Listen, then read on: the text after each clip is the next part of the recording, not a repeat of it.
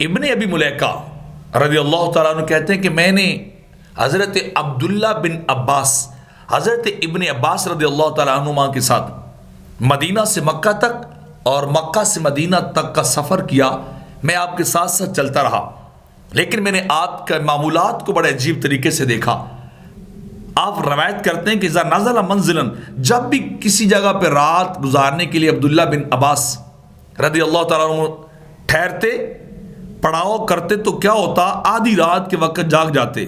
قام شطر اللیل ویرتل القرآن یقرأ حرفا حرفا، آدھی رات کے وقت کھڑے ہوتے، قرآن کی تلاوت کرتے اور بڑے خوبصورت طریقے کے ساتھ ٹھہر ٹھہر کے قرآن کا ایک ایک حرف پڑھتے اور پھر اس کے معنی پہ غور کر کے کیا کرتے؟ پڑھتے.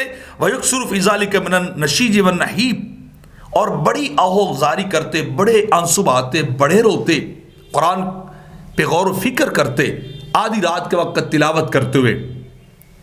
ابن عباس روتے تھے، آنسو بہاتے تھے. اور پھر یہ آیت جو ابن ابی ملیکہ کہہ رہے ہیں وہ ضرور پڑھتے تھے. وہ آیت کیا تھی؟ وَجَاءَتْ سَكْرَةُ الْمَوْتِ بِالْحَقِّ ذَلِكَ مَا كُنْتَ مِنْهُ تَحِيدُ. قرآن پڑھتے جاتے، عبداللہ بن عباس گریہ زاری کرتے جاتے، آنسو بہاتے، روتے اور بار بار کہتے جاءت سکرۃ الموت، موت آ گئی، موت کا وقت آ گیا.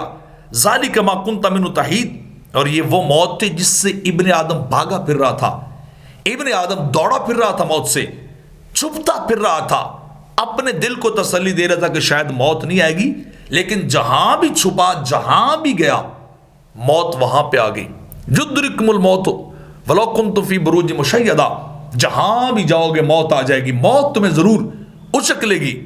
تو عبداللہ بن عباس جب موت کی باری آتی، موت کا تذکرہ ہوتا، موت کی بات آتی، انتحار ہوتے، آنسو آتے تھے اور قرآن کی تلاوت کرتے تھے.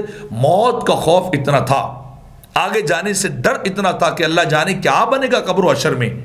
تو ابن عباس کا یہ رونا، صحابی رسول پہلے مفسر قرآن کی یہ گریہ زاری ہمارے لیے درس ہے، ہمیں سبق سکھاتی ہے کہ تمہیں بھی اپنے رب کی بارگاہ میں رو رو کے اپنے گناہوں کی معافی مانگنی چاہیے، اپنے لیے عبرت کا سامان لینا چاہیے، گناہوں میں مست نہیں پھرنا چاہیے، بلکہ آدھی رات کو جاگ کے مولا کی بندگی کرنی چاہیے.